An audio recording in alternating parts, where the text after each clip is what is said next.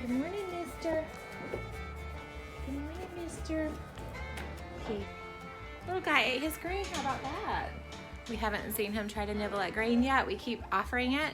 And last night, Eric noticed when we came out to separate, he noticed that he was trying to pick at spilled grain on the ground. So we gave him a little bowl last night. He wasn't super interested because he was mad to be put up and was just being extra skittish. And anyways, today, it looks like he's eating a lot of his grain. So we will keep offering that every evening, and that will help entice him to come in willingly. So that's exciting.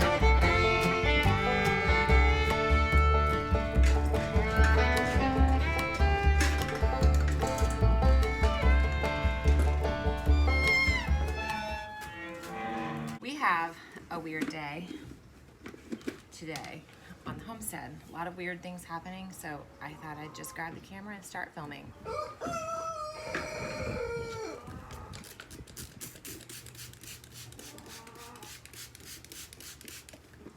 But our regular stuff has to happen too. Can't skip milking just for the sake of skipping milking.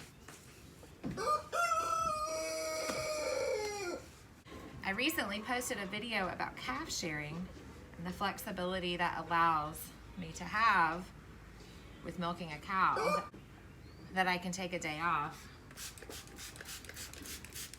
But you don't want to take too many days off because she will drop production and it will get her out of her routine. One of the weird things we're doing today is we're giving the pig a bath because we're taking him to the fair. And Austin, our youngest son, is going to be showing him with the fair this year. So today is weigh-in day, and we gotta clean him up and get him all pretty ready to go. If we're gonna give the pig a bath, we might as well give Miss Dolly a bath too because she needs it.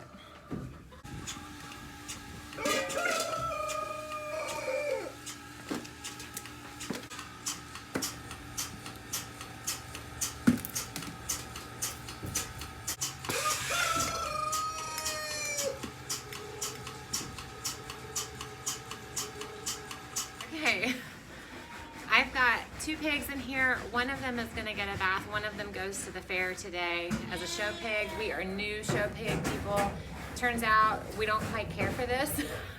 We know how to grow pork. We don't understand the show stuff. I'm told he needs a bath, so that's what I'm going to do because Austin is at school and has a baseball game. There's nothing we can do to add hours in the day. So I'm gonna help out. I've got some extra feed for him, and it has some milk added into it, and that should keep him occupied while I give him a bath. I am going to use a scrub brush and some Dawn dish soap because it's gentle on all the other animals I've ever used. So this should be a fun rodeo.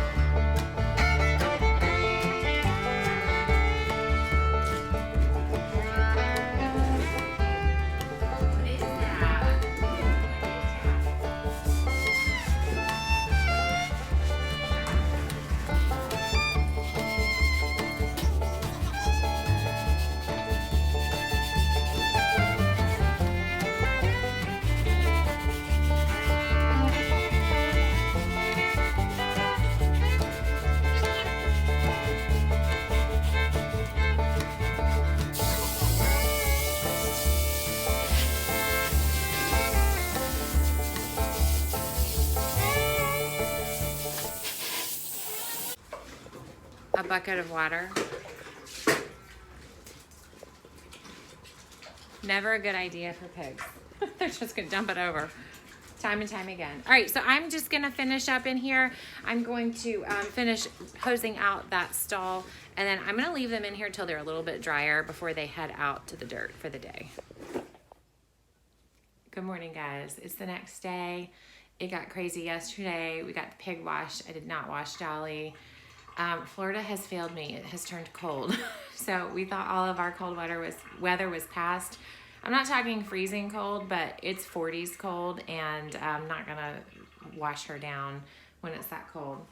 I just thought I'd give you a heads up. Like, this is real life, real farm life here. And that is, I've made a grave mistake in all of the busyness of running our pig to the fair last night. And then we had a baseball game kind of far away, is that I have an empty cabinet, no clean jars. So I have to wash and sanitize jars before I can even milk this morning. So real farm life in the modern day, dealing with that.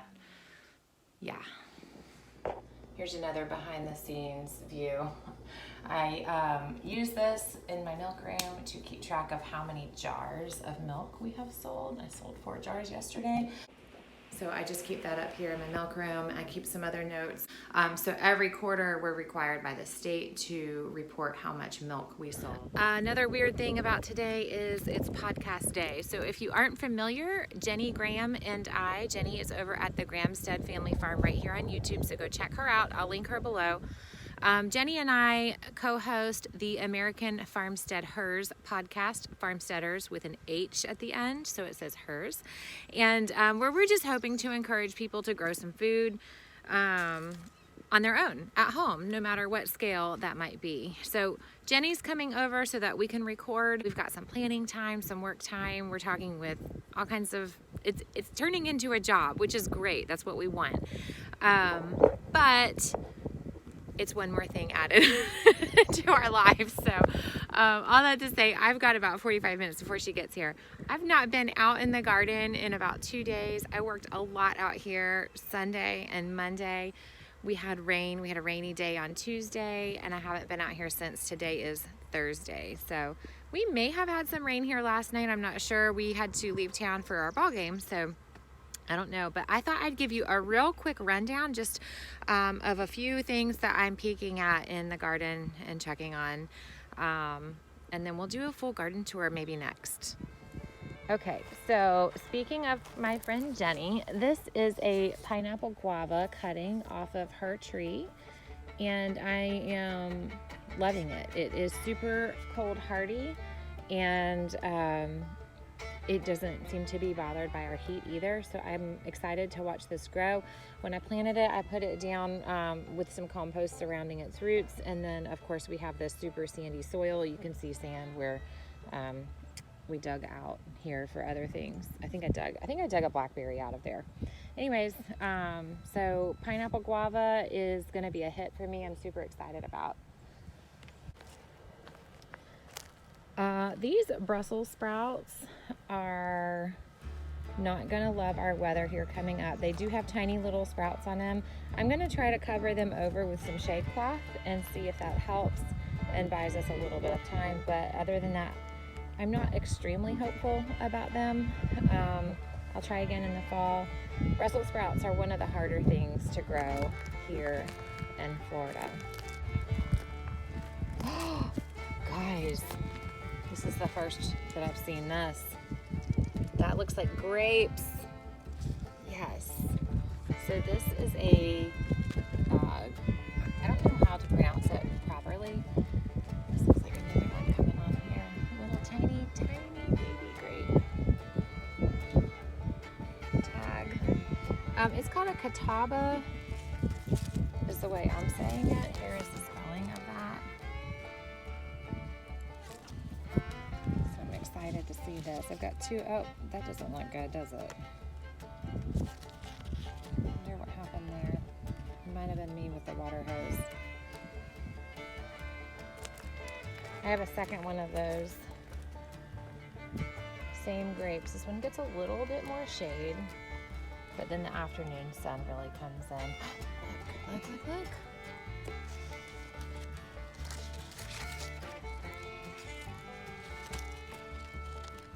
Yes. How exciting. I came out last week just in time to see lots of potato beetles eating my potatoes. So I went through and hand picked them off a couple days in a row. And you can see like where they'll really attack a plant, and then the next plant will be fine. And then they'll really hit the next one. So It's like they congregate a bunch in one place. So we handpicked, threw them in a bucket of soapy water, and then I sprayed with a spinosad, which is a natural organic pest control. This is the one that I'm using. It's just one that I found at my local Ace Hardware. You can get it at Ace or any other big box store or Amazon even. So here are the ingredients. You can see that it is OMRI approved. That is for organic certification. I just put a splash of that in my 1 gallon sprayer, and then I was actually using the sprayer on other things. So I also used some BT for the caterpillars, and I included some fish emulsion fertilizer, and I think that's all I used. Oh, that's not all I used. And a little bit of neem oil to also protect against all of those things. My potatoes were getting a little bit of a rust as well, and I think that is from the compost that I hilled them with. So I've been a little bit overwhelmed and crunched for time with trying to fit all the things in. One of the things Jenny and I are going to be talking about is keeping up and how to implement systems to help make farm life run more efficiently within modern day life, like washing those jars, getting the garden planted. So this is what I have left that is not planted. Look at this lovely.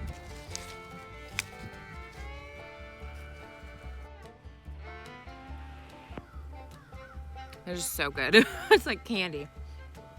I can't believe how good fresh vine ripened strawberries are from the garden, from my backyard. I hope to always have strawberries from here on out. We have a couple of very small blueberry plants, but they are putting on berries, and we have picked off a handful.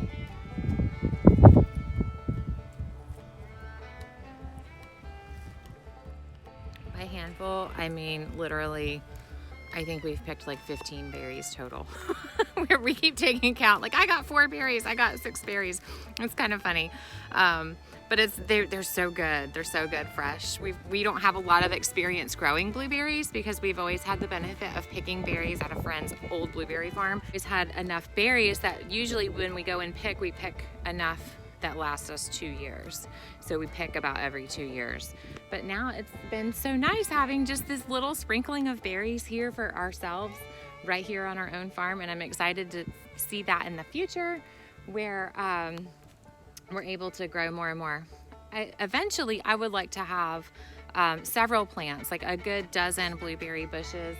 I want to push this fence out on that far side of the garden and create an orchard of sorts and kind of work in that grocery row gardening I've talked about in the past that David the Good teaches on, where you're growing fruit trees, but also some annual plants within them. And so that's a neat thing that I hope to do in the future. All right, I'm gonna leave you with one last thought. This is my new Florida King peach tree we just put in maybe 6 weeks ago, 4 to 6 weeks ago, something like that. It had lots of flowers on it when I put it in. It had some teeny tiny baby little fruits on it when I put it in. And there's a lot of those flowers set. The thing to remember about fruit trees, in the beginning, you're not gonna get anything, and you really don't want them to. You want them to get established. As I'm looking at this tree now, I only see one tiny little fruit down here. Let's see if I can show it to you. I've got this one little fruit. There's one little fruit right here. Let's see, get out of the way, leaves. So if it makes it to fruition, then great. If it doesn't, then that's okay too. The saying they have about fruit trees in the home orchard or the home garden is that the first year they sleep, the second year they creep, and the third year they leap. So the first year, just expect for them to get established, put roots in. The second year, you'll get a little bit of fruit. You're gonna learn about pruning and that kind of thing. The third year, they really wake up and they really come to life and they really provide fruit. So keep that in mind as you plant fruit trees at home. Well, I hope you enjoyed this. It's kind of all over the place. I know we are all over the place right now. We're very busy with the fair. We're very busy with baseball season. We're very busy trying to get the garden in, milking the cow and figuring out our buyer list and all of those things.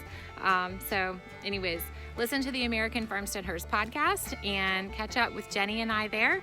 And we will talk to you soon in the garden. Thanks for watching. Bye.